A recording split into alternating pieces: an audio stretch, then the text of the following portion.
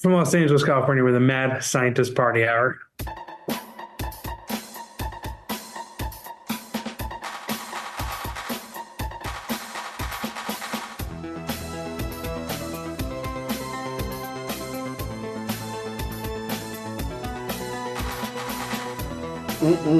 Get away. Hello there, friends! Welcome back to another episode of Mad Scientist Party Hour. My name is Kevin Kraft, joined by a man who has burned away his pants and underwear and is currently using the voice to command a homeless man to jack his boner off. That's Dookie Boy the cocksucker himself, Jeff Clark. The intro is a little more aggressive today. Hey, what's up, everyone? And beaming to us from Arrakis, the bearded booger-eating spice addict known as Shuddy Boy. You. And I see we're both on doggy duty today, Shuddy Boy. We are. Draven is not here to occupy the dogs while we record. What does Draven think about the remake of The Crow? He is not happy about how Bill Skarsgård looks. Does he no longer want to be named Draven? No. I mean, he's hoping. The conversation we had about it was that he hopes that the same sort of thing that happened with Sonic happens with The Crow, where fan backlash was enough that they redo it. Might be a little too far gone for that. I don't know. Like, Draven, when we've hung out with him, he says stuff like lit and no cap or whatever. So I didn't know. I was like, oh, maybe this will be the Crow, a cool looking crow for people who use words like that. No, Draven's exact response was, it's Florida Joker. Wasn't he suing Rockstar Games because he wanted some of the Grand Theft 6 auto money to be paid out to him? All of them were. All of them that were shown in that trailer, like the Hammer Lady. All the creepy Floridians. Yeah, all the Florida men that made it into Grand Theft Auto 6 want to be paid an obscene amount of money for their likeness being used. Hello, Lucy. It's worth a shot, I guess. Hey, what's up, Lucy? Yeah, I've got Lucy the Goober duties today because Carl has some construction going on in her condo. And the last time people came to work on her place, Lucy mauled them? Spazzed out the entire time. Like 4 hours of... She makes these fucking seagull noises. It's terror. She can't be in a car. You put her in a car and she's immediately like... When you tell her it's time for a walk... Kevin, you need to toughen your kid up a little bit. If I put on a jacket... Even if I walk near the door, she's fucking nuts, man. This little dog is nuts. I'll put it this way. Little mama starts crying whenever we go somewhere and I park the car, she starts crying. It's like, I'm not leaving you here. Just relax. Yeah, I wonder what goes on in their fucking stupid little pea brains. I don't know. I would love like, captions. No, it's it. He's done with me. This is it. He's done. I knew it. Off to the glue factory. I mean, I'll put it this way. If Lucy was a human being, her and I would have gone to the same high school. She's a special little doggy. So yeah, now I'm on picking up her doo-doo, her poopers, if you will. Got to feed her. I don't even know how much you feed her, so I just pour a bunch of slop in a bowl and let her eat it. And it's like, all right, if you take That's mega not dumps, true, is it? You take mega dumps, you can fucking poop them out tomorrow. You really don't know how much to feed her? I mean, she's little. I just, and Carl, oh my God, my fucking back. Carl's got like a specialty diet for her. Where she's trying to get her fully over to kibble from, hey, shut up. Every time she hears a noise. What are you going to do? You're afraid of dogs. Smaller dogs than you. What's an attacker going to do? That's right. You just sit there looking like a dummy. Adam actually, of all people, gave me the current the recommendation of the current food I have for Allie, and Allie loves it. She didn't even really eat her last food, so maybe hit him up. He's a bit of a dog whisperer. It's working. Last night, for the first time ever, Carl tried filling the bowl just straight up with kibble for her last meal, and she just went for it. So Now, is Lucy spending the night tonight, or is Carl picking her up after work? no, she's getting picked up tomorrow. Yeah. And she better, I'm hoping that Carl comes at a decent early hour in the afternoon because She's I'm better going not to fuck see. with Fortnite time. Well, no, I'm going to see Municipal Waste in Ghoul, so I want to do some early drinking. Nice, dude. Are you going with anyone? Nope. I don't know anybody that likes metal, so I'm constantly going to concerts by myself. How is that possible? I don't know. No Is one. Brand is Stevie B in New York yet? No, almost. He's not. He wouldn't go to a municipal waste show with you. Nah. Uh, No one wants to go to metal shows, so I go I alone. feel like Butt Package should be into it. Carl went. The last time Municipal Waste was in town, she went, and we both got a little tipsy, and she actually really enjoyed it. She kind of likes Municipal shit. Waste. For somebody who's obsessed with Taylor Swift, it's kind of weird, but Yeah, it doesn't fit with her brand. not at all. Fuck, man, and that just like led me to something that I wanted to bring up, and it just went right out of my brain. Oh yeah, Apartment. awesome. Carl, dog, Nah, municipal waste. Metal show, Nope. day drinking. it's all gone. I think I have dementia It's already. like, it's like it never existed. Yeah, Could not have been important. Or you'll think of it while we're in the middle of talking about something else. yeah, I guess so. Fuck, man, that was like a great segue into it too, and yeah, I think my brain is just turning into mush. I'm real dumb. I'm a stupid man.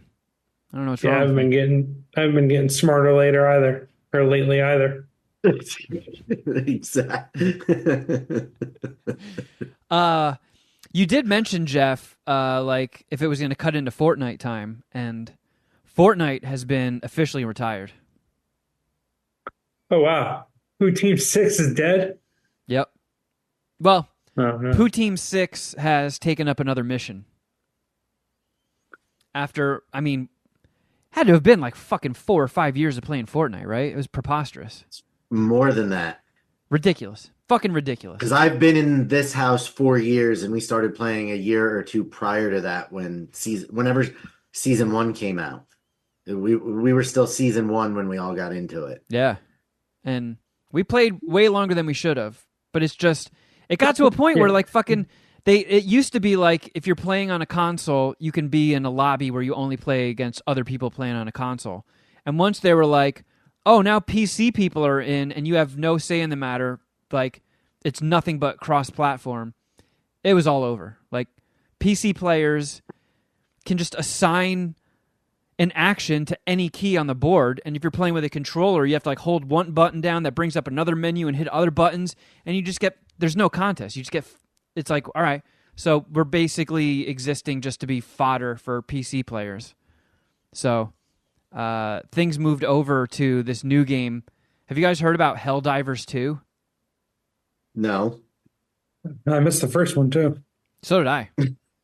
But apparently, oh man, Lucy just took her command center to the floor.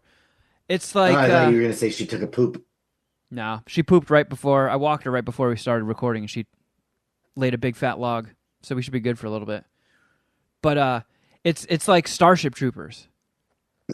The game is filled with this comically over-the-top pro-government propaganda, and then you basically go on a team of 4, or however many people you're playing with, and you pick like a section of a planet, and there's Starship Trooper-looking bugs.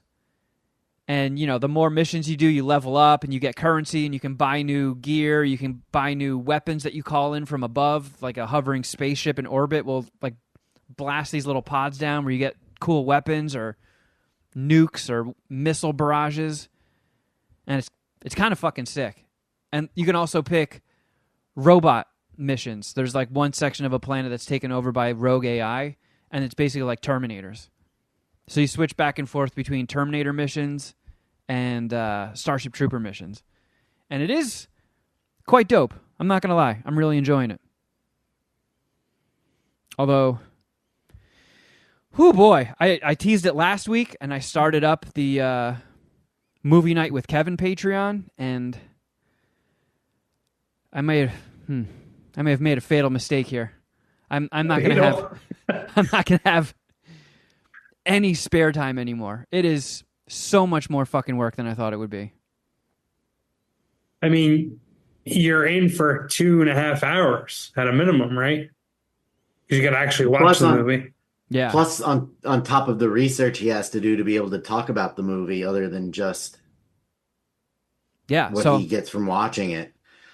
Like the first 2 episodes went up. If you're on the MSPH Patreon, the first episode on Clerks came out there, and then the actual Patreon, the Clerks episode dropped, and then the Goonies episode 1 and 2, and the one I'm working on now is for Ghostbusters, and there is so much like behind the scenes info and alternate castings and all this shit. And I've been putting together documents. I've been reading essays by Ivan Reitman.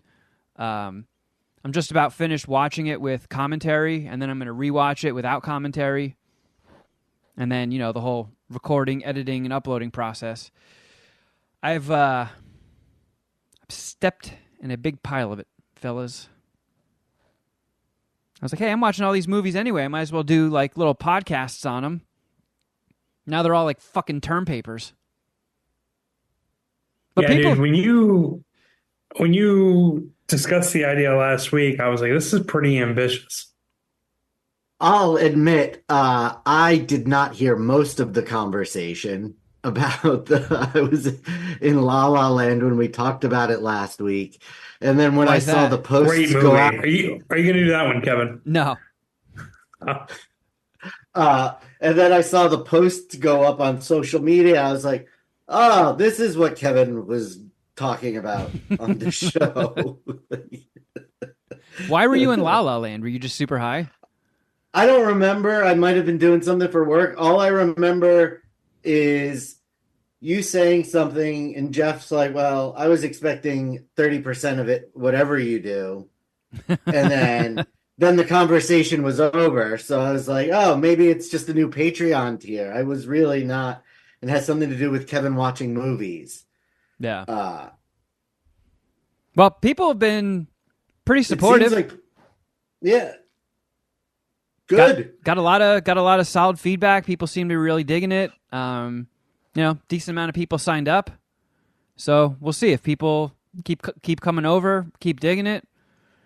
I'll kiss my life goodbye. Keep doing it.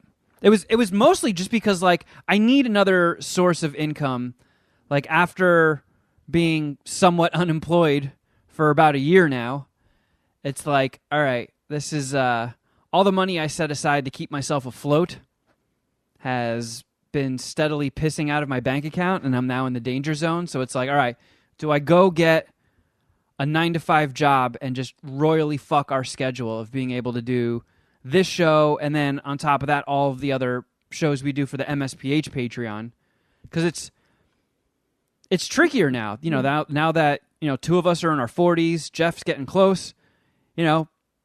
Jobs, your guys' jobs have come to take up more time, and fitting together 3 schedules to reconnect multiple times a week to do these shows, let alone throwing in a 3-hour time difference in there that, kind of nukes earlier and later times, that would kind of royally fuck things up with us. So it's like, all right, I could go out and just try and get a regular 9-to-5, but that could also spell the end of MSPH.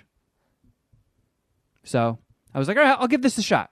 If I can get like, a side gig, bringing in some income that I can sort of work around freely and don't have to lock in a hard schedule, which would fuck everything else up, that could Well, keep it going. well, listen, this is just until John Cooper gets sold for $20 million and you get your star on the Walk of Fame in a couple of months.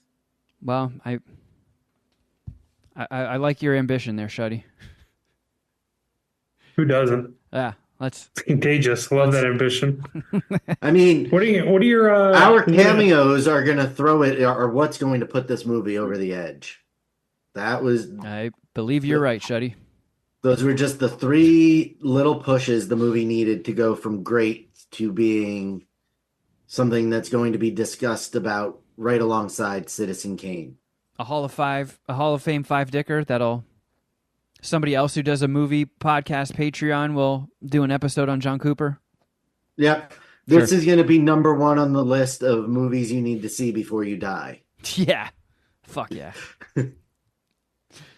What are some of the 9 to 5 spots you're even thinking about working? Honestly, when I started doing that thinking, that's when I got terrified and I was like, I have to start another Patreon. Because I have a couple things going against me. One, I'm stupid. B, I dropped out of school. So I have no formal training in really anything. So I don't really know what I would do. It's not like I can just go become an accountant. No. Would you go back to school again? I would have to start a third Patreon to pay for school. All right. But I mean, who knows? I could ask a few people that I know that work for media companies if there are any entry level jobs. I just don't know what I would do. Like, the people I met at the color grading studio. It's like, hey, can I work for you guys? Do you know how to do color grading? Nope, and I'm colorblind. It's like, all right, well, we don't really have anything for you, but thanks. But yeah, that might not be a great spot to go to. But yeah, I don't know. I'm sure we can try to make MSPH work around whatever gig you find. Let's just start a podcast network. It's tough out there too, because like people I know that have had industry gigs for years and years and years, a lot of them they're all getting consolidated. So big companies are just swallowing them all up and fucking laying everybody off. So there's less jobs and more people out there trying to find it because, the system's broken, man. Sure. But anyway, Shuddy Boy, I have here in my notes that you shit yourself. No, again, that is not what was discussed, as people will hear in the Easter egg. I had the worst diarrhea when I woke up yesterday morning. I had bubble guts to the nth degree. My goodness. That woke me up at 5:30 in the morning to shit my brains out for a half hour and then human fecal matter. Shit 3 more times by 10 a.m. And Human by shit, fecal I mean matter. pee from my butthole.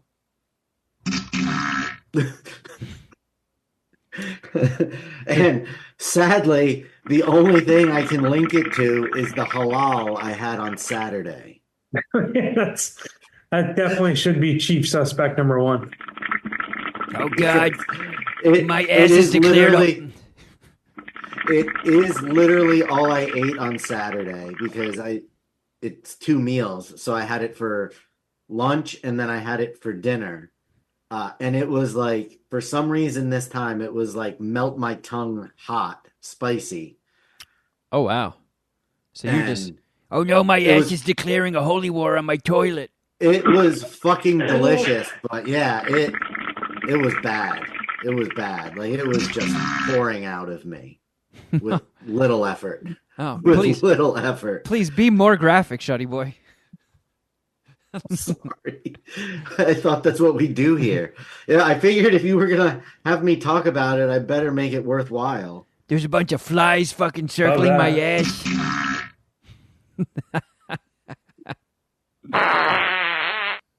Yeah, yesterday morning was pretty rough. I had to eat like a handful of Pepto for it to finally calm down.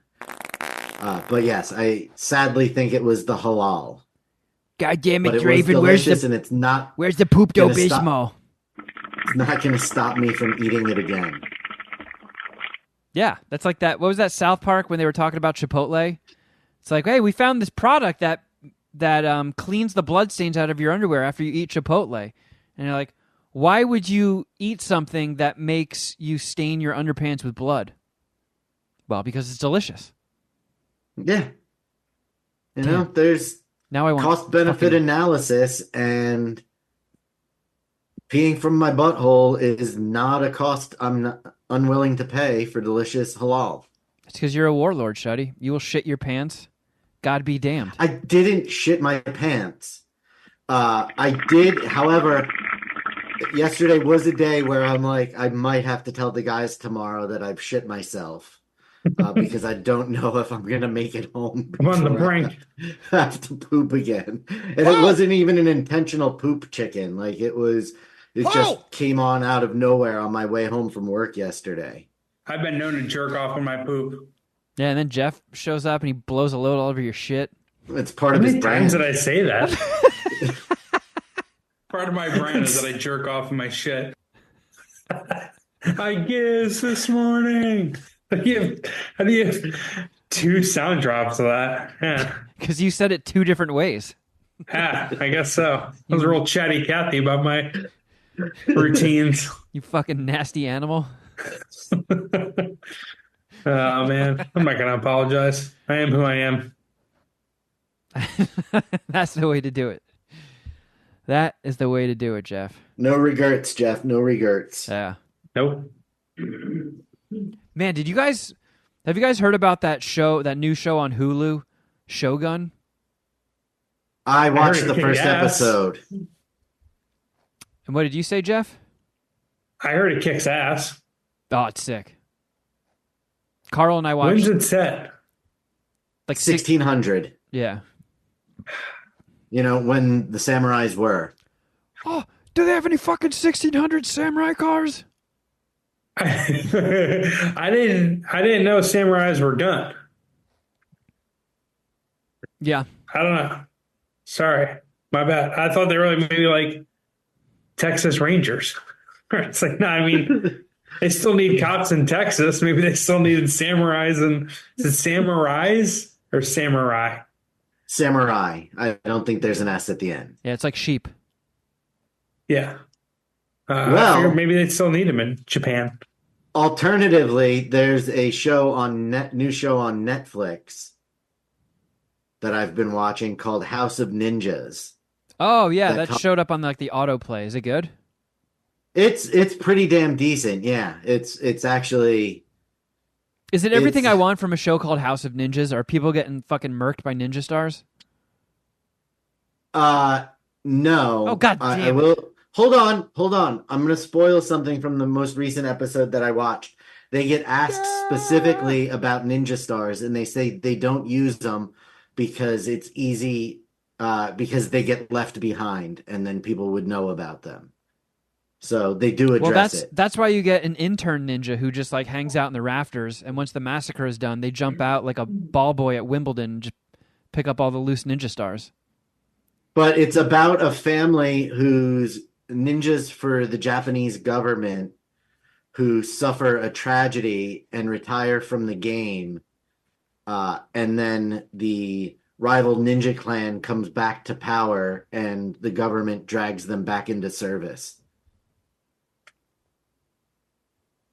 Do you see Lucy on the couch behind me? She's just using my thwomp pillows.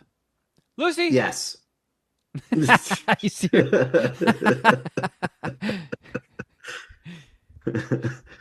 Well, that sounds kind of cool. I'd be into a show like that. It is fun. It's fun. I really do enjoy it. I'm several episodes into it. But Shogun, the one complaint I have with Shogun, which would have gotten old Shuddy to stop watching it.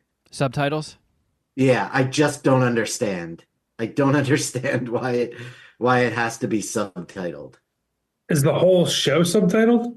No, when people talk Portuguese, they actually speak English.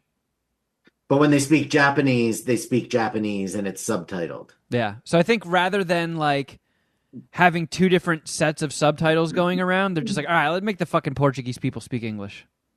Well, so what I think, what I would have preferred that they do was something like the show Vikings did. And when people speaking the same language were speaking to each other, it was in English. And then when they were with people who didn't speak their language, then it was subtitled. I can't remember what it was, but I vaguely remember some movie or show where at the start they were zooming in on a group of people talking, and they were talking in like a foreign language, and like right when they got close to them, it transitioned to English, and then it just stayed English for the rest of the movie. That must have been one of your artsy fartsy movies because it's not one that I've seen. No, With The Exorcist, right? artsy fartsy ones would have fucking just stayed in a foreign language. But Did I it think start in Egypt? The Exorcist. Which Yeah. one? The first one? Yeah. I don't know. I haven't seen that one in a while. It might have been Hunt for Red October. Now that I'm thinking about it. But Shogun is really good. Yeah, Shogun kicks ass. You might actually like it, Jeff. It's like a Japanese Game of Thrones. There's like first episode's got a pretty fucking brutal death. I might check it out actually. And you know, and I know it's at the back of your mind. So yes, Jeff C. Tit. Oh, Jeff C. Tit. Yay. Yeah. Is it Hulu or FX? Hulu. It's FX on Hulu. It's an FX show. Yeah. Right. Okay. Is that part of cable TV anymore? Yes. It's me. I haven't had cable TV in a million years. Right. FX is owned by Disney now, which is why Hulu is where. Okay. Well, I thought I talked about this, excuse me, last week, but I've been watching The Bear. Did I tell you guys this? Yeah. You did not. Oh, you must have told me during like Yeah, I Dragon think Ball Queef or something. Yeah, probably. I started watching The Bear, and that's an FX show, and they curse a lot. And I was kind of thrown off because I thought you couldn't curse like that on FX.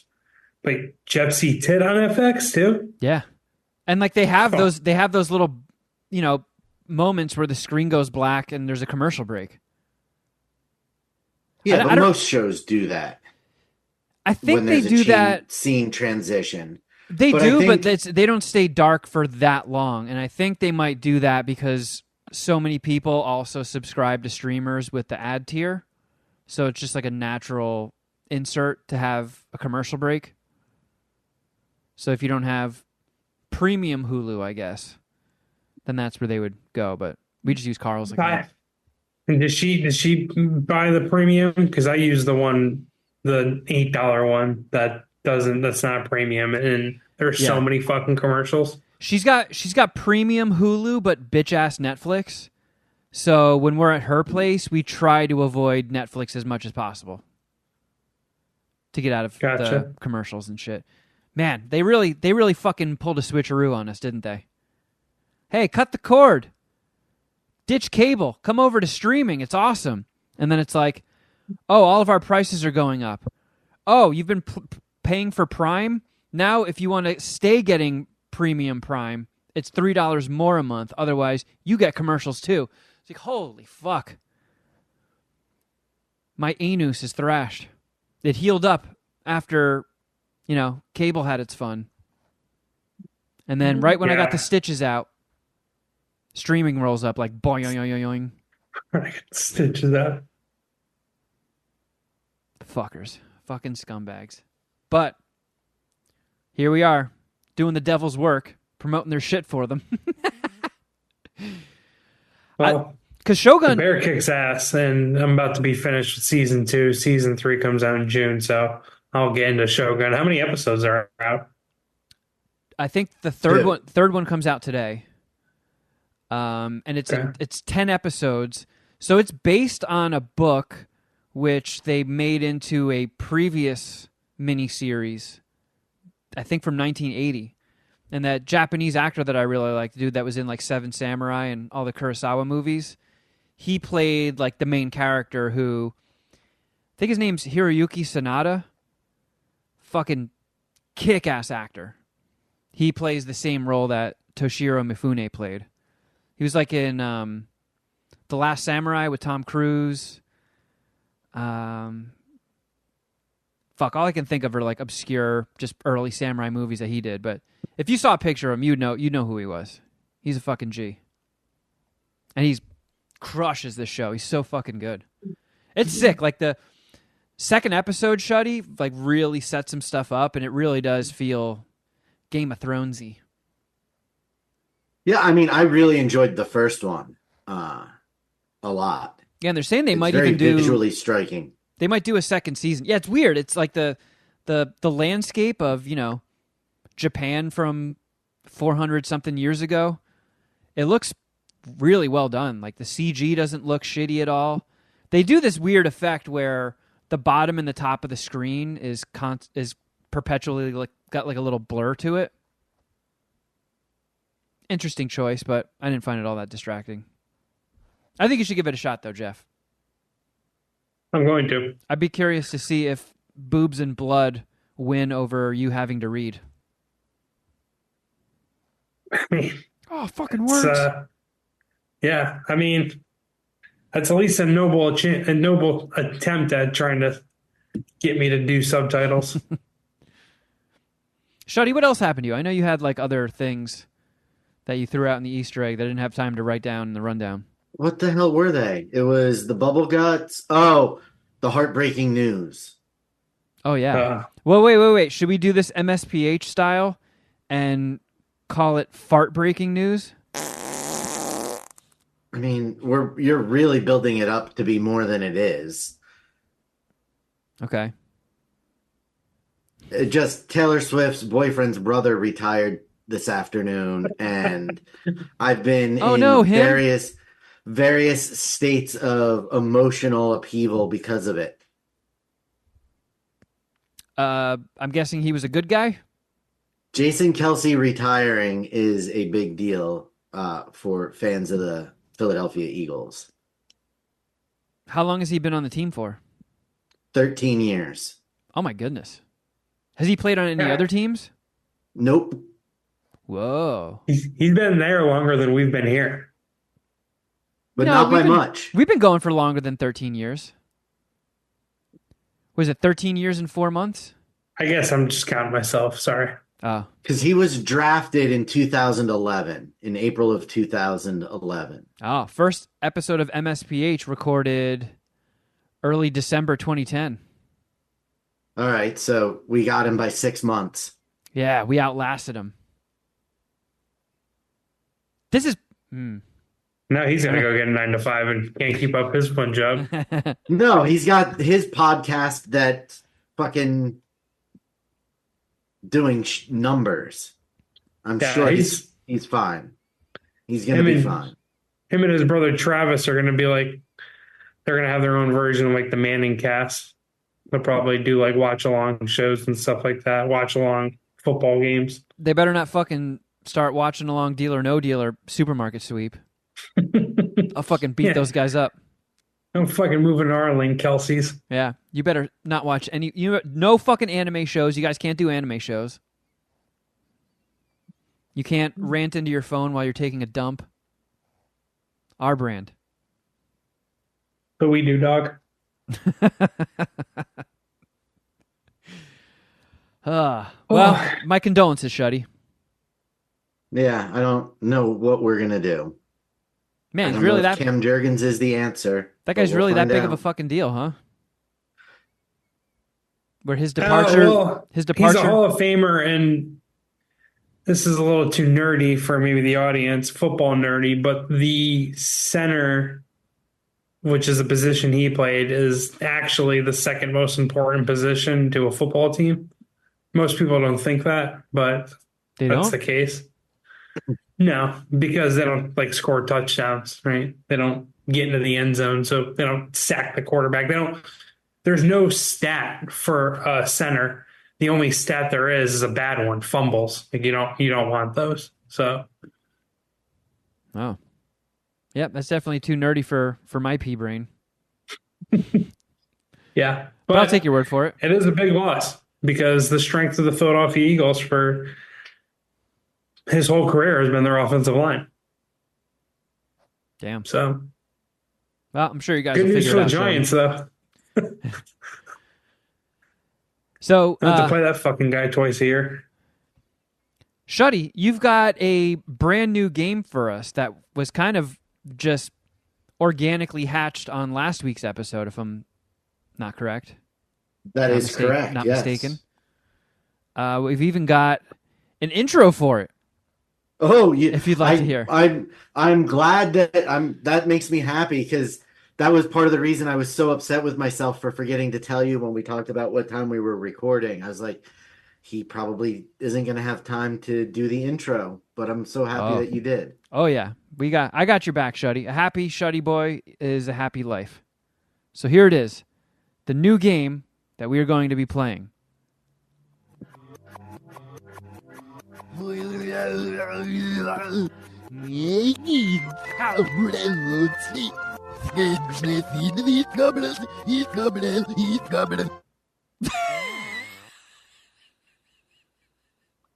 Actually, pretty good. That's right. It is the Reverse Letterboxd Game. Oh, Jeff, for some reason, always picks like the deepest cuts of an actor. I don't know how your brain filmography cataloging works, but you will somehow find a way, aiming for the number one spot, to pick an actor's 30th most popular film. So Really thought I was going to win the Samuel L. Jackson one, The Negotiator. I really want to see who can think up of a more obscure movie, myself or Jeff. all right. So the object of this version of the Letterboxd game is to score the highest.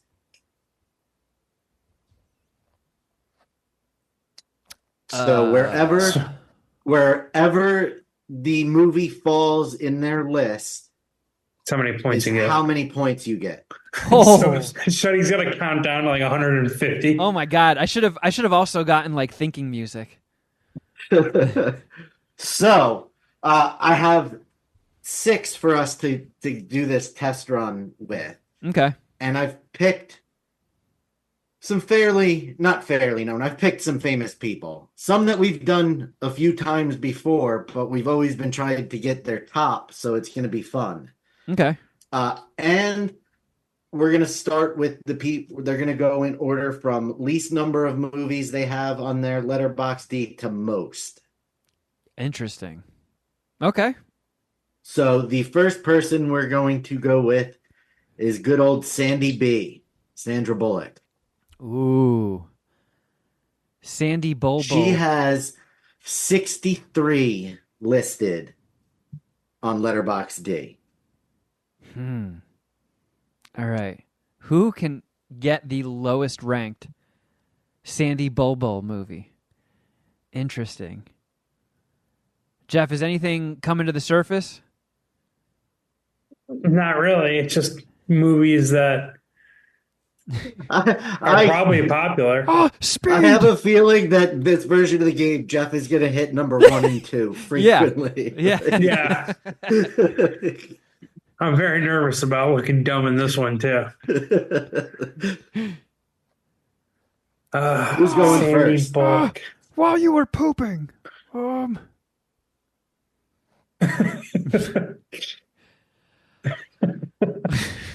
And I will tell you as you guess where they land, because we're not trying to get in the top 3. Okay. It really doesn't matter. Sure.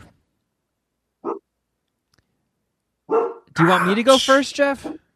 I'll go first. This is going to rank high probably, but I'm struggling to think of other ones. It's definitely going to rank high. I'll go The Blind Side. Didn't she win? Didn't she win an Oscar for that? She did, but Blindside is number 10. Oh, you get 10 points. So 10 points right out of the gate for Jeff. I feel like Kevin can do better. Can you do better than spot 10? See, I'm torn. Like, I kind of want to go with The Net. Because it's older. It's like one of her first starring roles. And a lot of people, when they start a Letterboxd account, they tend to not go backwards. They only go forward. They don't like go back and mark every movie that they've watched. And I'm sure a lot of people aren't watching The Net anytime recently, even though I did, and it was fucking terrible. I saw it in the theaters when I was a kid, and it's fucking laughable nowadays. How bad they whiff on the internet? Yeah. Like those predictions? Yeah. It's like, oh no, these powerful hackers have a fucking 14.4 dial-up modem. We're in trouble, guys. They have an entire megabyte of RAM. But I also think she was in like that weird movie, like I think it was called like The Lake House or something with Keanu. And I think that one is probably a little obscure. You know what? I'll go The Net. Let's move this along. The Net. Kevin, The Net, number 23. Oh! Nice. Shit! Suck on my dick! How did the Bird Box do? I was thinking about doing that one. That's got to be too Bird modern. Box. Bird Box is too Bird modern. Box is number 3. Bird Box is number 3. All right, I made the right choice then. What about Speed's got to be number 1, right? Speed is number 6. No fucking way! Right, it's so random. Man, and I will say... Bullet Train is number 1. Oh, I forgot about Bullet Gravity Train. is number 2. Yeah. Ocean's 8 is number 4. Yep, it's modern. The Proposal with Ryan Reynolds is number 5. Interesting. What's Demolition Man? Should be number 1. One of the Because greatest. I was going to go with that one too, but I was like, everyone is probably searching that movie. So why wouldn't they? So other movies that were named while you were sleeping was number 13. Ooh. All right. Demolition Man was number 17. Fucking blasphemy! Jeff could have said Demolition Man and gotten way more points than he actually did. Yep. Crush and it. then Yeah. The Lake House Random, was dude. number 20. Oh. Man, I tell you what, I can't wait to fucking do a deep dive on Demolition Man for movie night with Kevin. I want to know So every nook Kevin, and cranny of that You fucking have a movie. schedule for that?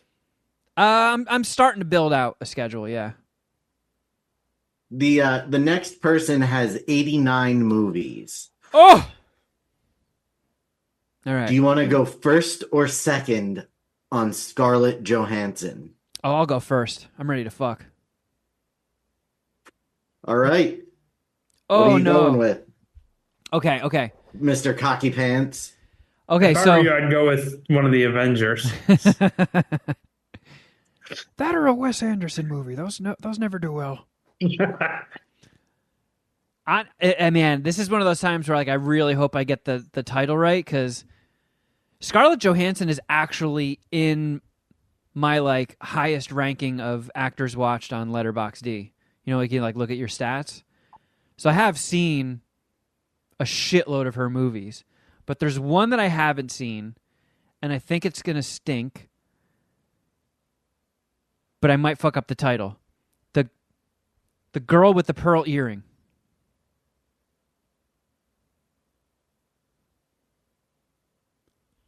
Fuck. Man, Shuddy's really putting the work in. Well, Here, I'll get some music for you. He's counting back. I'm trying to find it. Oh, it's girl with a pearl earring. What did I say? But I mean, we're not. But It does anyway, count. Are you going to disqualify me on articles, Jeff? Dude. I'm not, but Jeff is when he sees that you got out of 89, you hit a movie that's 1, 2, 3, 4, 5, 6, 7, 8. Are you going to count to 80? Number 39 on her list. Oh! Oh, Suck on my that's not dick! as bad as I thought. Oh, God! Scarlett Johansson movies. God damn it. I'll go Marriage Story. Oh my God. And you would You've pick been number meat. 7 on her list. So You've been meatballed. Can you give us the bottom like few? So I So can't remember movies- that Oh, many. what about Movies- Home Alone 3? you would have gotten 4 less points. That was number 35.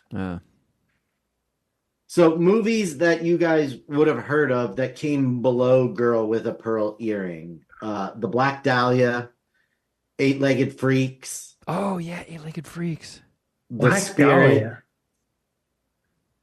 She was And in that's that? really it.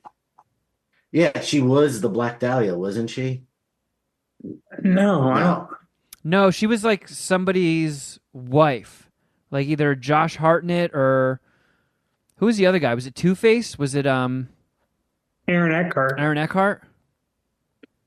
I actually really saw liked it. this movie when it came out, and I haven't seen it in years. I completely forgot who was in it. Oh, She shit. played Kay Lake. Brian De Palma directed that. Is he canceled? I don't think so. No, I think you might be thinking of Brett Ratner. Yeah. Don't want to confuse those guys. Don't want someone's legacy to be attached to Brett Ratner. Yeah, I don't think Brian De Palma would appreciate that. All right, Kevin. The next one, 92 films of Toll Booth Willie himself. The Sandman, Adam Sandler. Whoa. All right, Jeff, you can go first on this one. I think I might have a solid one ready to go.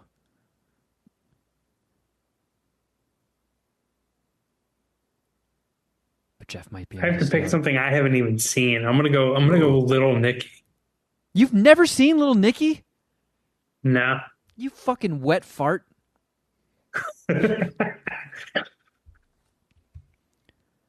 Little Nicky was like when his movie started getting like super dumb, but I was like, all right, but I'm still laughing. Like the part when they show Hitler in hell and they have him dressed up in a French maid's outfit and they're shoving pineapples up his ass.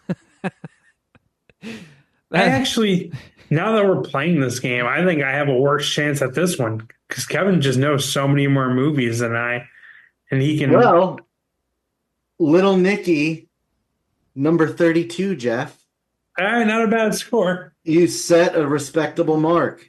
I'm I gonna will fucking smoke you say- though. I'm gonna smoke you. Okay, what are you picking?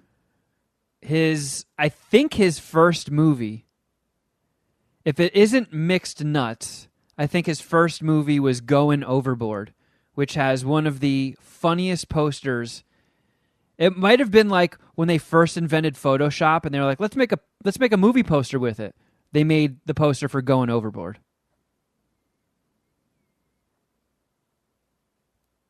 Uh-oh. Shuddy's doing some serious counting. I'll get some music for you. Just bottom. Number 62. God, I have no chance in this game. All right. Fuck. He's got 94 films and he's back to being Mr. Jennifer Lopez. Oh. Ben Affleck. Ooh, this could be tough. Because, like, I feel like if you just start rattling off Affleck movies, you got to be like, oh, that one's got to be close to the top. Oh, but that one's got to be close to the top. It's like, it's just like a bunch of bangers all neck and neck with each other. Yeah. I mean, I don't know very many. Like, even his early stuff is, like, fucking iconic. So, you know what? I am going to tell you one that's on his Letterboxd that neither one of you will guess because he's listed as uncredited. He's uncredited as baseball fan at Fenway Park. So he happened to be at the baseball game in Field of Dreams that they went to.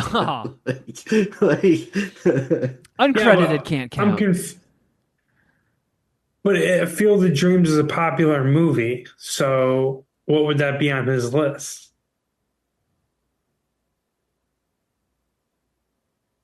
All right. You Well, kind of get what I'm asking here. 5. Yeah. It is number 22 on his list. I don't think it's that. And number 4 spots after that, he's credited as uncredited basketball player number 10 in the original Buffy the Vampire Slayer. Wow. Oh man, I just had one. I fucking lost it kinda.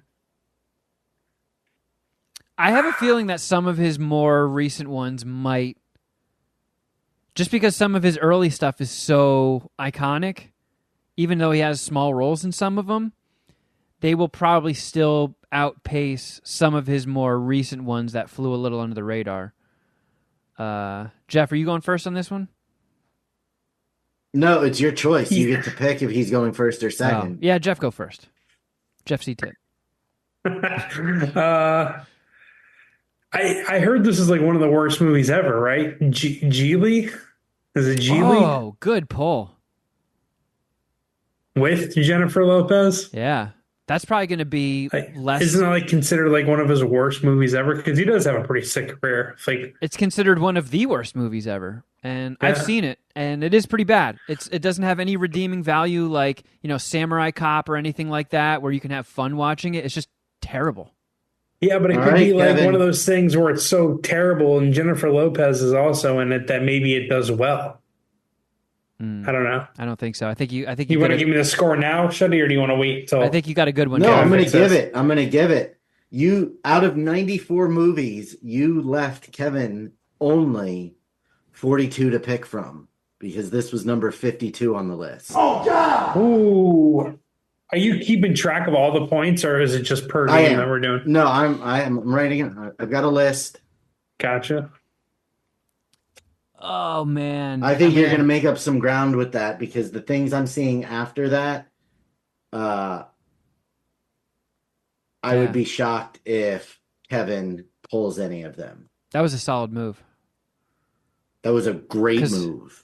I can't think of the one, but I think the one where he plays like an alcoholic basketball coach, I bet you that isn't very high up on the list, but I can't remember the name, so I'm just going to say The Accountant, where he plays an assassin with autism. Which I don't think I've seen that start to finish. I put it on in Hawaii when I was recovering from food poisoning, and fell asleep multiple times. You just let Jeff make up 36 points on you, because The Accountant is number 15. Oh, fuck. Damn. So the 30 points you got for higher than on Adam Sandler just went away. Vanished, baby. Cut right into that lead. And now we're going to probably enter some realms where Jeff has a little bit of an advantage, and the targets are much bigger, because the second to last one we're going to do, with 145 credits per Letterboxd, The Governator, Arnold Schwarzenegger. Jeff, do you want to go first or second?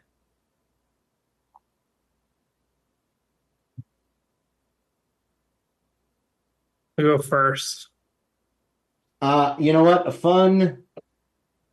Hold on. Let me just make sure I'm not. The movie that's lowest on the list that I've seen of his is 1, 2, 3. See, once you reach Schwarzenegger status, like a lot of number 40. A lot of the bottom credits are documentaries, or sometimes if there's like a featurette on a Blu-ray, that'll get its own Letterboxd listing, and that's usually super low. Yeah, we should do like, I don't know, whether it be just like honors, the honor system, or gentleman's agreement, that we're just going for his movies. I mean, even as much of a nerd as I am, I can't pull any of those. I'll go with Jingle All the Way. Weird move to pick a Christmas movie. Jeff. Hugh Jared. Kevin. Fuck. That was number 8 on the list. Oh. No! Ow! Ow! Ow! Man, Schwarzenegger. You know what? I bet you I could just giz in Jeff's face if I could remember it. But Carl and I were swooping around Hulu a few weeks ago, and he did this movie with Jackie Chan that just screams. We have video evidence of the two of you 69ing, do this movie or we release it. It is so fucking bad looking. And I was like, oh, I'm watching this when I'm on my own. And I put it in my Letterboxd watch list, and I can't remember the fucking title. So I'm going to go to his first leading man role, which was Hercules Takes New York. So the movie you Good were one. thinking of, Iron Mask. Yes. Yeah, I couldn't get With Leo? the man in the iron mask out of my head. And I'm like, that's not it. It's a Leo movie. It's them was when they're number old. It is number 50. Yeah, that one seems like a real turd, and I desperately want to watch it. Hercules in New York, number 46. Nice. Suck on my dick! So you just got all those points back from Jeff. This is a real fucking tennis match. All right, Kevin. Yep. The final person with Someone 156. Bigger than the Schwartz dog. 156. Oh my goodness. Going And to Quinn? most of these do appear to be movies. Bruce Willis. Oh. Well.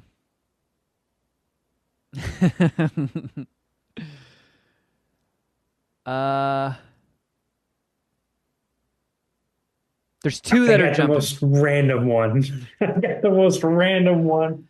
I've got a pretty random one too, but right when I think this might have been the start of his unfortunate decline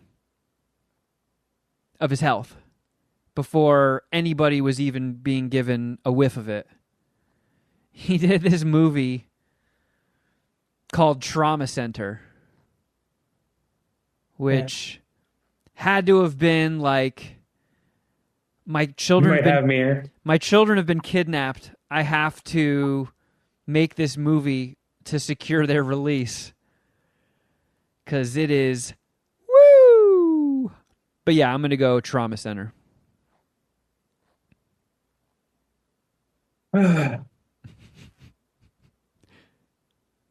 Shuddy, do you need music?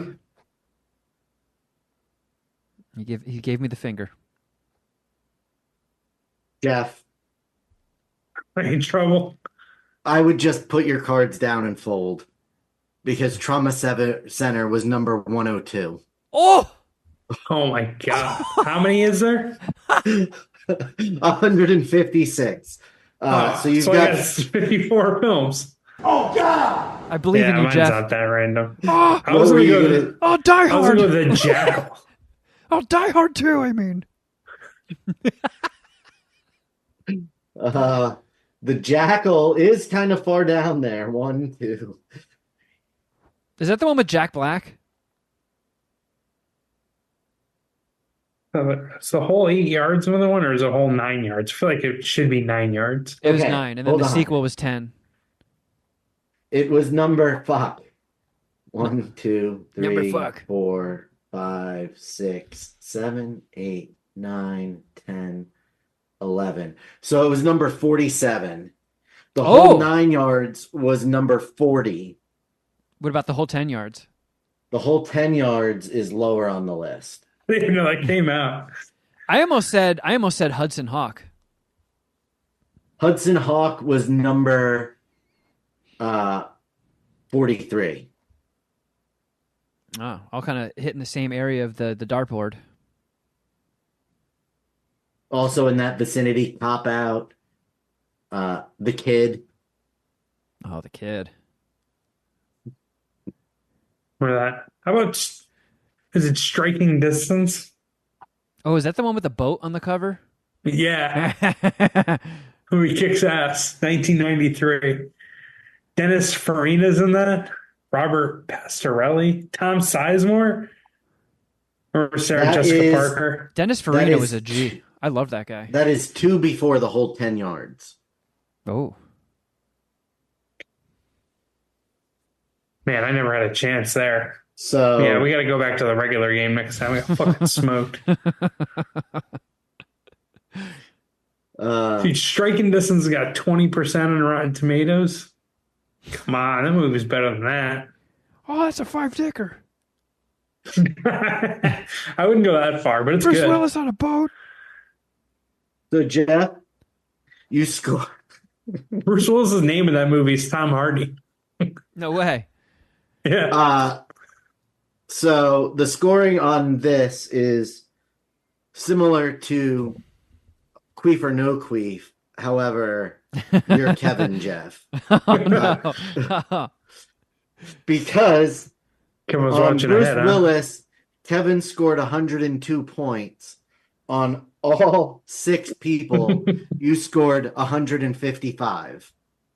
Oh, man, I used to be so much better at movie trivia than I am now. I'm embarrassingly bad. Good game, Kevin. So, Kevin, you won with 287 points. Oh, my God. Jesus. Man, there was Bruce Willis when he just started like having a new direct-to-DVD action movie come out every week. It was almost like they were having a computer generate action movie names. I think there was one that was just called Out of Death that he did. And it's like, come on. Yeah, the fucking production assistant getting you guys coffee could have come up with a better title. What are you doing? Out of Death? Sorry, guys. Can't kill you. I'm all out of death. Acts of Violence, Survive the Night, Out of Death, Trauma Center, Out of Death. A Day to Die, 10 Minutes Gone, Paradise City. Yeah, he really... The grass is green and the girls are pretty. Wrong Place, American Siege. American Siege. Oh, yeah, and then he did that Death Proof remake. Or no, not Death Proof. What was it? The Charles Bronson movie, Yeah. Death Wish. Death Wish, there we go, yeah.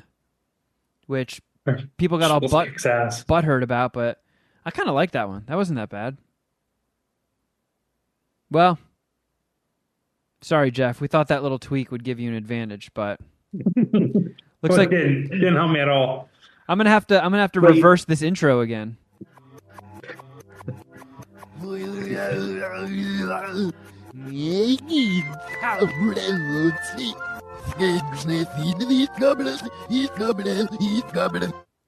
That's gonna haunt my dreams. Yeah, it's demonic. Oh no, there's this Patreon out there that's performing satanic rituals. Well, good work, Shuddy. Thanks. That was interesting. Yeah, good shit, Shuddy. Did you gentlemen see any movies in this past week? I did. I tried to watch the Adam Sandler movie, Spaceman. Didn't go so well for me. Did you fall asleep? No. Wait, hold on. When you say I walked out of the theater. Did you have technical difficulty? Okay. So I asked you guys if you were going to see it before we recorded today. And Yeah. there was a brief conversation where Kevin said that it was hit or miss that you would like it, Jeff. And I got about 15 minutes into the movie and I sent Kevin a text message that said, Jeff is going to hate this movie. Jeff will not watch for 20 minutes longer. Because I had to finish it today. Because that's not a good sign. When Shuddy Boy has to watch it in installments. Yeah, that's what I was going to do, but I was like, you know what? It's not worth it. I'm just not going to like it. I stopped with 17 minutes left in the movie last night. Really? And you didn't finish the last bit? No, I did not. It was like 10:15. I wanted to play PlayStation. I had felt like I had been there for 3 days already. Like, I was just like, I hit pause and I was like, 17 fucking minutes still? Nope, not doing it tonight. I'll do it tomorrow. Uh, it's, I don't, Adam Sandler was very good in it. It's It's a great strange. actor. I haven't seen Uncut Gems, so I haven't, other than Funny People, I haven't really seen him do anything that's not strictly What about comedic. you didn't see Hustle, the basketball movie? Nope. Oh, that movie kicked ass. The eight. It was because it's A24. Is that why you didn't watch Uncut Gems? No, it just, I don't know why I didn't see it. Like, I have no problem with non-horror movie A24 movies. But that being said, there were times that sometimes the way that he speaks in this movie at least was too close to how the cadence of his funny voice is. So it took me out of the seriousness.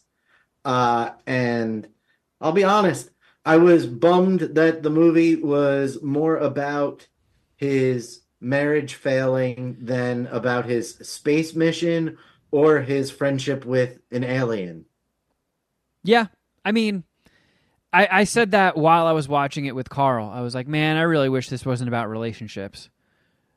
Because I do enjoy serious Sandler. I thought Punch Drunk Love was really good. I'm one of the few people that really, really enjoys funny people. It was actually one of the driving forces behind me moving out to LA. Just seeing like that whole interaction of Seth Rogen being a struggling stand-up, working at a grocery store, and all of his roommates are like also struggling actors, and everybody's kind of just like networking and trying to get into creative fields. I was like, that kind of feels like what I need to be doing. I need to be around people like that so I can kind of get out of being like a super low on the totem pole radio guy and kind of do something cool on my own and make something happen. And you met me. Yeah. And then all hopes of having a career went down the toilet. Like a turd, like a turd covered in nut, straight down the toilet.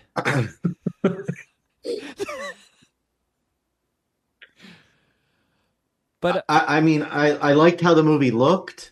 I'm telling you, you missed out. Like the last bit of it is like the best part I of the finished movie. it. Oh, okay. I finished it. Yeah, I like, finished it. So at I the end, did finish it okay. today. When it goes like I saw somebody call it Inter Sandler.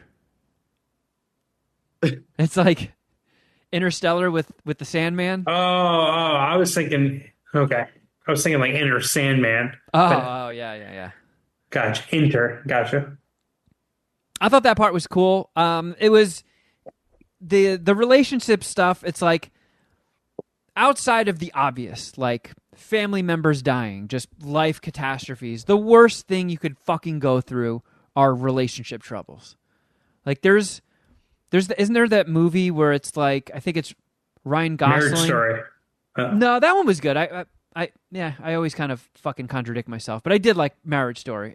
You're talking about the one with Ryan Gosling and Michelle Williams? Yeah, where it's basically like a Blue couple. Velvet or something? Blue Velvet, Blue Valentine, something along those lines. That's yeah. it, Blue Valentine. You just watch a divorce. Yeah, supposedly it's just 2 hours of a couple viciously fighting, and I was like, I already have fucking PTSD. I have no interest in watching that. I would rather watch a horse movie. Sure. And horse movies are my least favorite micro genre of a movie. Like give me something like Seabiscuit. Does yeah, that count? like Black Beauty. Black Beauty. Yeah, or like what's that one? Hidalgo. Yeah, Hop Along Pete or some shit. Like Hidalgo is like the first movie I ever fell asleep in the theater at. I could not give a flying fuck about movies that revolve around horses. I don't know why. Like westerns, that's fine, but if the central theme is a horse, get me the fuck out of there. I don't want it. But I would rather watch Black Beauty than watch Blue Valentine because it's just so aggravating and nerve-wracking. I just don't. That's not. There's always got to be tension in a movie, but that is not where I want to get my tension from. Yeah, that's not the kind of tension you want. But that being said, their performances were great. It was kind of cool. Like, I had to Google it because I'm like, does this take place in the 70s? What the fuck is this technology? And it's supposed to be either like an alternate reality 1980s or 1990s. So the aesthetic was kind of cool. Sandman the aesthetic kicks was ass. really cool. The way outer space looked was dope. I liked all of his stuff with the space mission and his interactions with the spider, constantly calling him skinny human. I mean, there were several solid jokes, I think, in the movie, like the aliens' fascination with the bathroom. Yeah, I very really funny. got a kick out of both times that they interacted in that room. Were funny. Like I mean, it just. I mean, I knew it was going to be a dramatic movie. I did not know it was going to be like that dramatic. that kind of dramatic movie. Yeah. I honestly, I would have. until like a week ago, I thought this was a new comedy. I was like, oh wait, Paul Dano is playing a fucking talking gigantic spider, and Oh, In is that who the space? fucking yeah, that's who the fucking spider was? yeah. Did it need to be? Does a spider ever turn into a human? And it's No. Dano? No, but I even No. said while we were watching it, I'm like, you know what? Now that I know who's doing the voice, the spider kind of does look like Paul Dano. So I could have been the spider technically. Sure. Oh, what are you doing over there, skinny human? You taking a shit? Don't worry, I don't mean you any harm. I just want to watch you jack off in space. I heard Giz in Zero Gravity is kind of cool looking. Are you gonna catch it? But I don't know. I was kind of like, what a fucking bummer that this is all about relationships. But towards the end, it sort of ramped up, and it was kind of emotional, and you did feel for the guy, and I didn't hate it. Carl, on the other hand, boy, she fucking loved it. She was like, "Are you really going to put on a new Sandler movie?" And I'm like, it's him doing his dramatic shit. You might like it. And she loved it. Oh, shit. So go figure. But I don't know. I'll suck like 3.25 space spider dicks, Paul Dano dicks. I'm at 275. And Jeff micro penis it, huh? You didn't even finish it. Yeah. I mean, the 33 minutes that I watched was not enjoyable, and I got out. I would have kept it on if my brothers would have stayed in the room, but they're like, you know what? This is whack. I'm going to bed. It's like, I guess I can go to my room too, and I'll continue watching this. Should have thrown Yeah. on Shogun because I've been meaning to watch that. Yeah, it was slow. I don't know. 275. I don't ever need to see it again. Yeah, I don't need to see it again either, but I am glad I checked it out. And it's like, I don't know, I'm fucking in. I will watch anything Sandler does. Like, no matter how bad the reviews are, no matter how bad the score, it's like, you know what, dude, you've brought me so many laughs and smiles over the years. As a fucking kid, I had his comedy albums just memorized front to back. And it's just like, all right, even if he puts out another comedy that's got 0% on Rotten Tomatoes or something, I guarantee you he's going to make me laugh at least once. And if Adam Sandler is going to make me laugh with at least one new joke, I will give him 90 minutes of my life. Because damn it, he's earned it. He's an icon. Yeah. I understand. I did also go to the theater, and The Dune. I watched Dune. I watched Dune Part 2.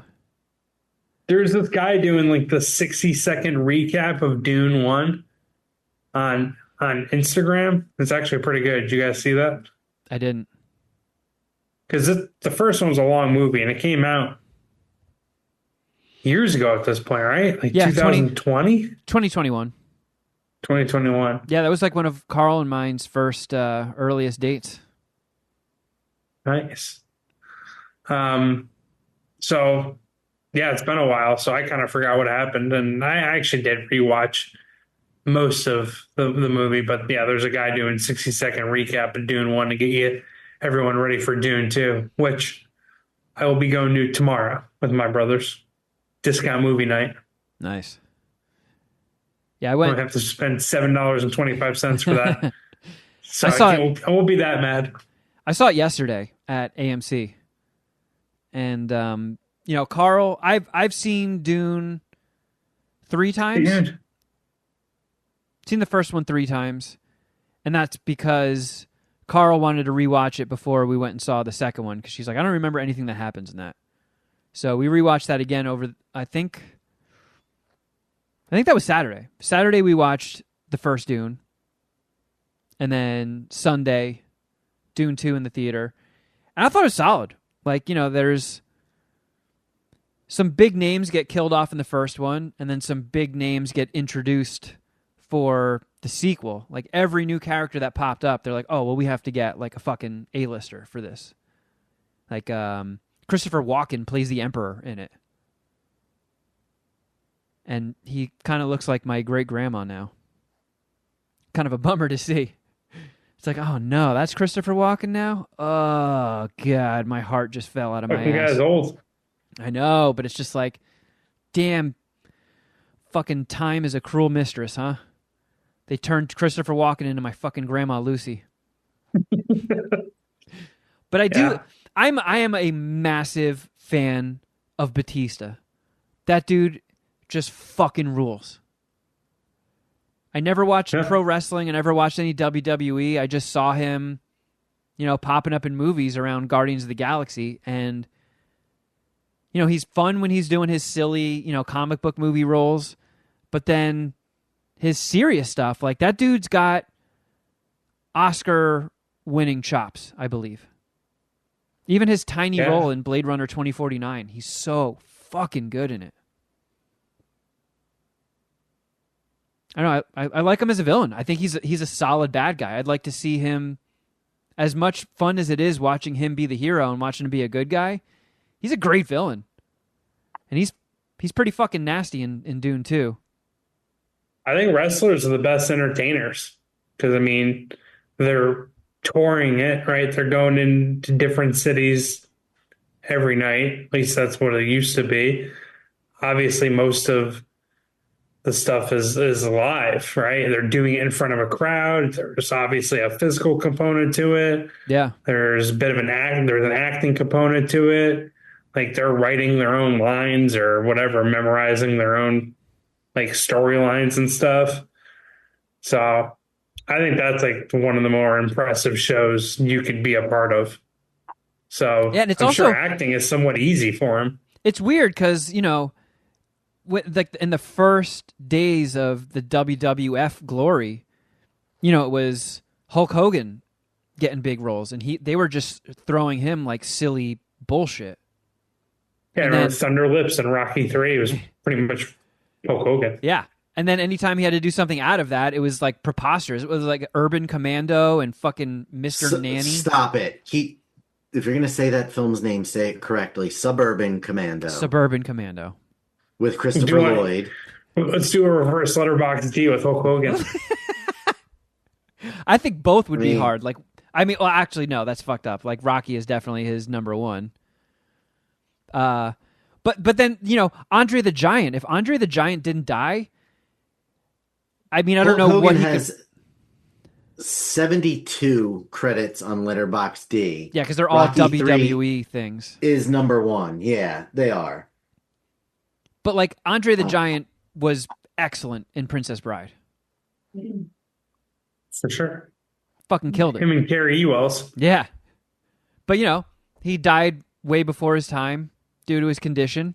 And then it was kind of like people just getting silly shit. It was a lot of people that came out of wrestling doing movie roles. It was straight to the knockoff bin in Blockbuster.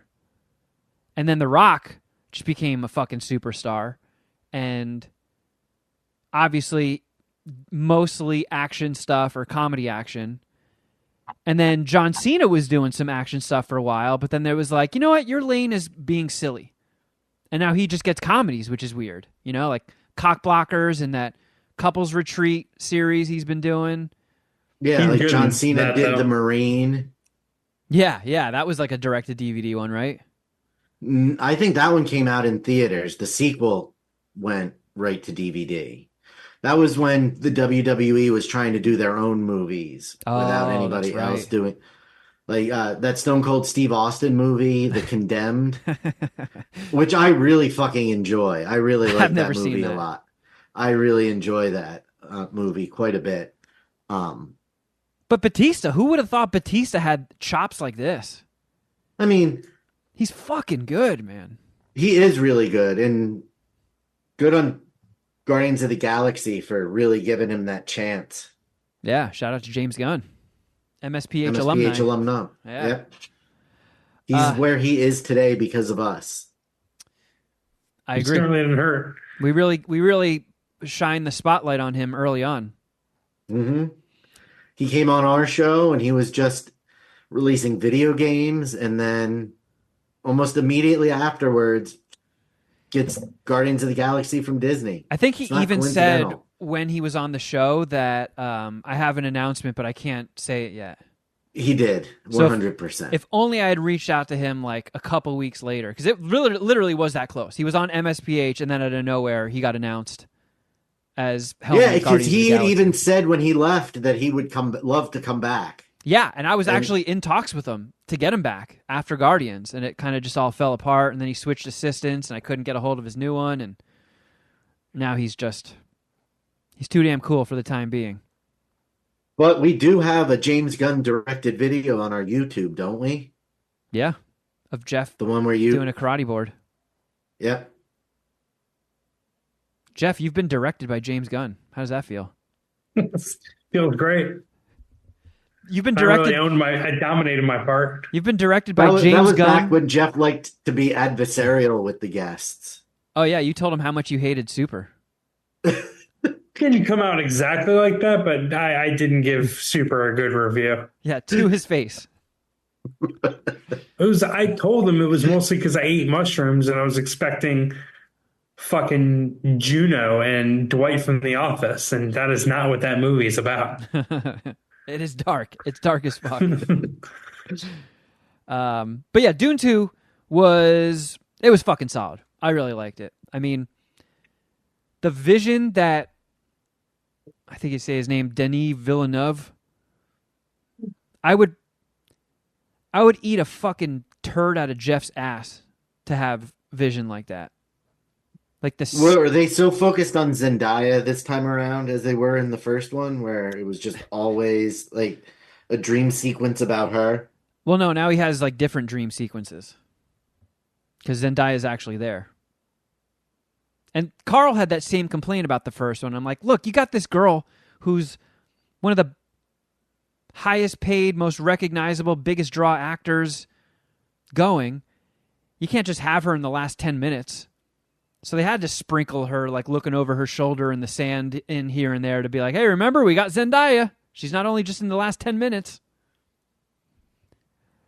But I mean, I remember, like, I was seeing people with the early reviews saying, like, this is Empire Strikes Back. This is one of the greatest sci-fi movies ever made. This is like a new high watermark for modern sci-fi. And while Dune 1, I thought was fucking killer, I'd say that's a 4.5 dicker. I think Dune 2 is the same. I think Dune 2 is also a 4.5 dicker. It's got the new characters are solid. There's some new set pieces. There's some pretty crazy antics, some big action moments, and they can really just fucking... It's just got a vibe. It's got such a unique vibe that's so cool. That, I mean, the way he makes like the artillery, the weaponry, the ships, everything just you feel the scale of it all. Everything is just so fucking gigantic that it makes you feel small sitting there watching it in a theater. But it is long. It's a long-ass movie. It's like 2 hours and 45 minutes, right? Yeah. But the good thing with modern sci-fi is there's so many animators and such a massive team that there's like 10 minutes of fucking trailer or of credits at the end. So it's really like a 2 hour and 35 minute movie. if that helps take All the edge right. off. What is there gonna be a third one? Yeah. Because I could have sworn that originally it was going to be a 2-part movie. And then out of nowhere recently, they were talking about the third one. And Denis Villeneuve wants to make it. But he's also like, I have 4 massive movies on my schedule, one of which I haven't even announced yet and I can't announce yet. He's like, but I do want to make this third one and then I'm done. So I don't know if that means they're going to try and make a 4th movie with somebody different. I've also heard that they're thinking about tying in a series as well, so they're going to do a Dune miniseries.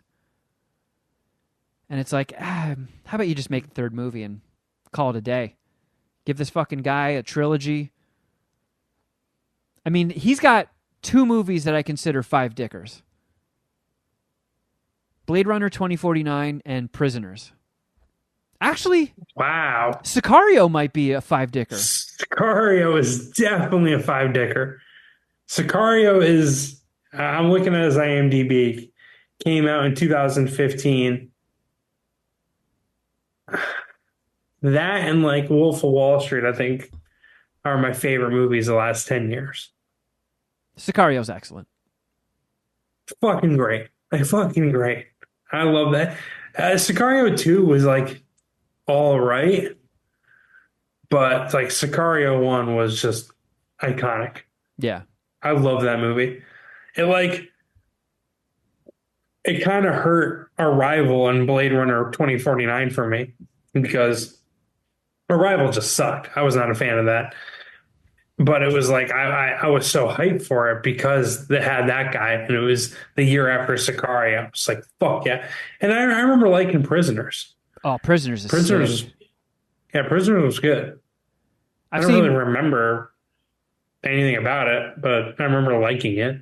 it's weird because he does these massive movies.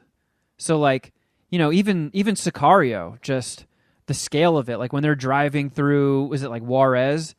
And like the whole time I'm just shitting myself. Like I've seen the movie before and I'm just gripping the edges of my couch. Like it's just so tense. They're driving fast, like through the hoods. Yeah. Yeah. And like you see people hanging from the bridges that are just decomposing and decaying on the rope, and it's fucking heavy and it's so well done. And then you go to Prisoners, which is kind of it's like a more low key, there's no big special effects, there's no explosions, it's just like a child kidnapping movie. But it's kind of interesting seeing a guy who can do such big scale sci-fi like the Dune movies and Blade Runner, and then he just does like a child abduction movie that I think that one's a 5 dicker. I've seen it a handful of times and it's fucking crazy. It's so goddamn good. And Prisoners. I'm with you on Arrival, but much like The Accountant, which we mentioned earlier, I also watched Arrival for the first time in Hawaii in a hotel room, bouncing back from food poisoning that I was 70% sure was going to end my life. So I should give it a rewatch with the in full health and see if that played anything into it, because people really do giz themselves over Arrival, and I'm like, man, what am I missing? But I'm down to give it another shot. But yeah, Dune 2 is sick. There is some silliness to it. There is some stuff where I'm like, I don't even know how they got from the previous scene to this one. I feel like I'm lost. I feel like I missed something here.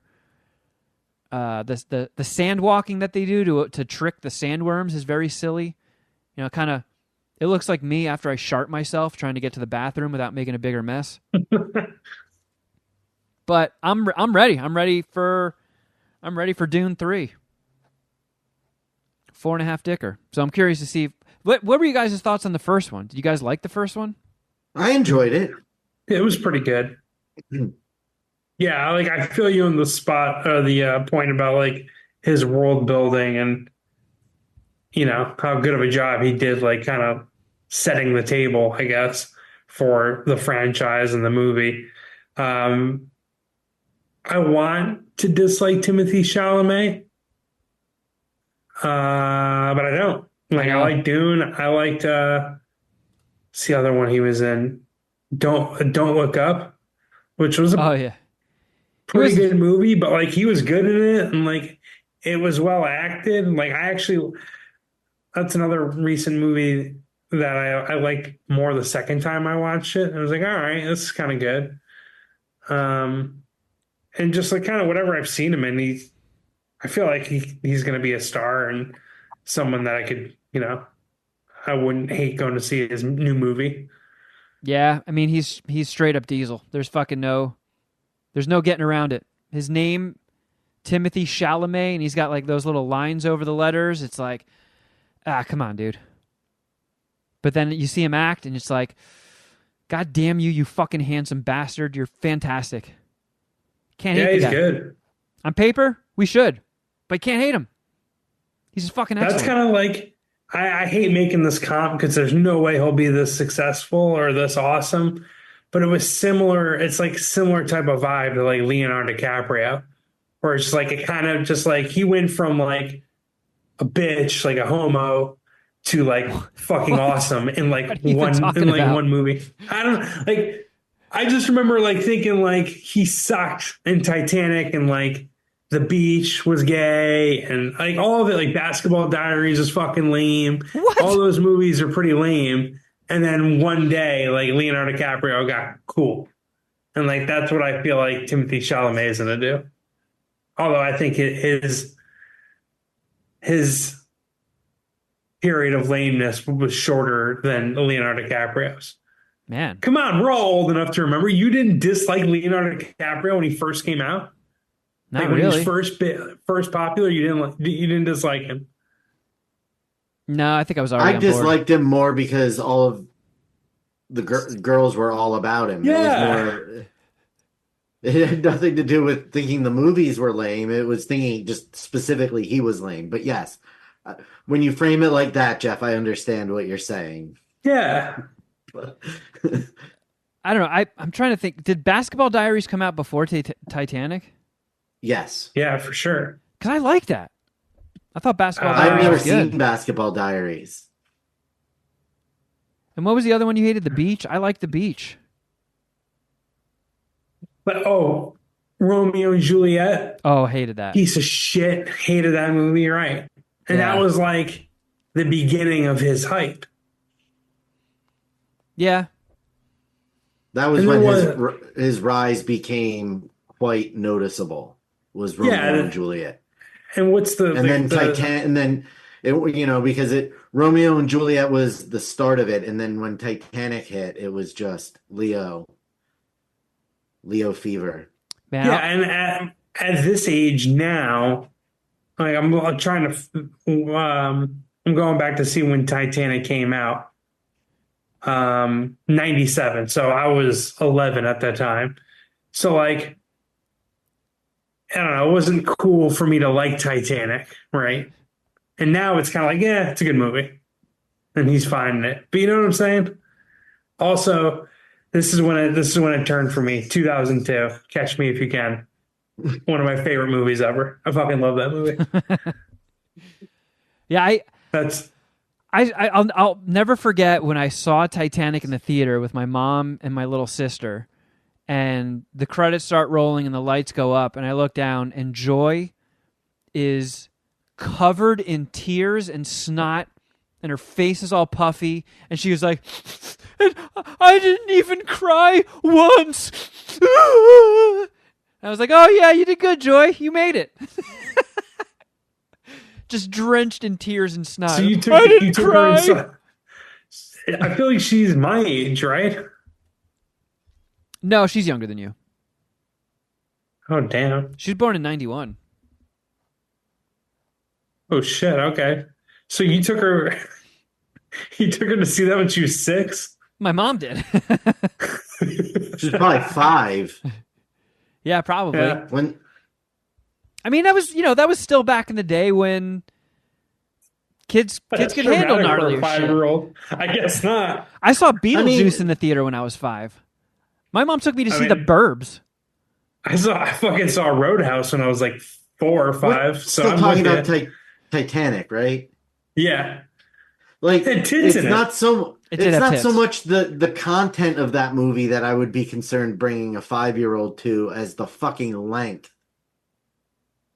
Yeah, the length, the The fact The length, that length yeah. is more most concerning, and getting a mostly everyone 5-year-old to died. sit still for 3 hours. That's true, but Shuddy, because I know you're as into the Goonies as I am, the Goonies is like a 2-hour movie. And I never felt the length of that. Title of your sex tape. That's what she said. But I never, like, I feel like 2 hours today when you're like, oh, there's this new comedy out. It's 2 hours. People are like, oh, fuck. That's like around the length when people start groaning, I think. But the Goonies goes by in the blink of an eye. So I feel like as long as you're into what's happening on the screen, it'll go by quick. Like, I mean, Titanic is kind of a movie for little girls. Oh, so you get what I'm saying? Yeah. All right. It didn't come out very PC, but you get what I'm with you on Titanic. I still stand by. I haven't seen it in decades, but I remember the last time I saw Basketball Diaries thinking it was sick, and I think The Beach is still a good movie. Yeah, I'm more thinking Basketball Diaries, which I didn't really like, and Romeo and Juliet, which I hated that movie. I don't like. I will never see what's his face, Baz Luhrmann. I'll never see his movies, and honestly, Baz, like I'm starting to come around on Austin Butler might be good. There was like a video leaked of him doing like gun tactical training for Heat 2. I was like, oh, this guy looks like a badass. Is this movie going to be good? And I was like talking to my brother about it. He's like, no, he can act pretty good. But like him as Elvis in a Baz Luhrmann movie, or the fuck that guy's name is, I just immediately hated Austin Butler. And now I gotta I think adjust and plan on liking him because I think he might be a good actor. Yeah, he is. And he He's too good. could be good. I mean, he's in fucking Dune too, and he's awesome in it. Sure he is. And he's fucking weird. And I was like leaning over to Carl. I'm like, man, you think he's gonna get fucking stuck in character like he did with Elvis, like this fucking space barbarian? Yeah, he's like a crazy method actor, right? Yeah, like he got so into character as Elvis, he couldn't stop fucking talking like him. Just eating peanut butter and banana sandwiches. That would have been funny if he just truly could never break out of it, and he's in Dune like, hey, come on, baby, let's have a sword fight. Let's go into my spaceship, little darling. All right, well, I think fun. I think we've all done our proverbial gizzing in the pants for this week. We've gizzed ourselves. So, hey, thank you guys for listening. And if you would like to check this episode and many others out video-wise, I don't know why I phrased it like that. That was stupid. You go to youtube.com/Mad Scientist Party Hour and check it out. You'll get everything but the Easter eggs. Those are audio podcast exclusive. And you can also follow us on Instagram. I'm at Kevin Kraft. At Shuddy Boy. At Jeffro Records. And at MSPH Podcast. And at John Cooper Movie. And you can also check out our Patreon. We do an extra bonus podcast episode every week that goes up right after this one. Patreon.com/Mad Scientist Party Hour. And then if you bump up to the $10 tier, you get the video of that and all of our joint/singular offerings, like What the Fuck Did I Just Watch with Shuddy and Dom? Which you're going to be on next week. I am? You don't... Yeah. Oh, no. I have so many things to do. Okay. Because it's the St. Patrick's Day episode, which means we are doing is that another Leprechaun 4 in space. Oh, my Christ. Well, yeah. One of your favorites, Kevin. Look forward to that. I've actually never seen it. The only Leprechaun movie I've seen is the first one with Jennifer Aniston. But yeah, I mean, Jeff and I just did a new episode of Dragon Ball Queef. We watched it was like the horniest anime ever. and it was so horny that it somehow managed to bum out Jeff. It was too horny. Too horny. Yeah, the pendulum Jeff swung C. too far. Jeff see too many tit. Oh, too much tit. Help. That was a titty overload, Yeah. which I didn't even think were possible. What was it called So again? there was too much fan service. Yeah. To the point where Jeff got bummed out. High School DxD, I think it was called. Help. Who suggested it? I think it might have been Captain Diarrhea. So he's the pervert. I think. But yeah, that was an interesting episode. And then, of course, the ongoing sagas of Queef or No Queef and Supermarket Queefs, all that stuff. Check it out. Patreon.com/Mad Scientist Party Hour. And if you'd like to check out mine,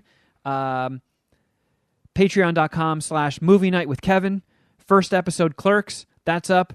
Immediately after that went up, The Goonies went up, episode 2, and I'm working on episode 3 right now, which will post on Friday for Ghostbusters. Very bonerific. And found some really, really weird, interesting shit about that movie. It's boner time. I believe that you should watch the movies that made us Ghostbusters episode on Netflix. I should check that out. Probably get some more tidbits, or I'm probably just regurgitating a bunch of shit that they got on there. Probably. Who knows? Maybe something new, maybe not. Well, You've been doing your research. but either way, check it out. It's there if you're interested. Shout out to everybody who signed up already. And if you would like to get some sports betting, there's some sports changing of the guards happening. I don't know. Are there new sports coming out? Poop ball? Well, March Madness is coming in a couple of weeks. Oh, there Good you call, go. Kevin. This week's Arnold Palmer Invitational will be the golf betting podcast I'll record tomorrow. One of my favorite tournaments. Arnie Palmy alert. Wee you. Trying to find some Arnold Palmer stuff. Arnold Palmer's. Dude, the Arizona website, they don't sell regular Arnold Palmer. They sell Diet Arnold Palmers or Strawberry Arnold Palmers.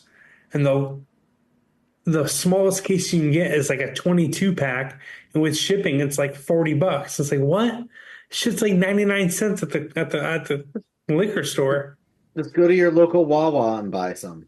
I don't have a Wawa. I'm going to have to go to Ralph's. But I know. yeah, so I got NBA this week and Arnold Palmer Invitational. That's what's on the Outkick Bets podcast with Jeff Clark. You don't bet on spring training baseball? No, you can't podcast about it.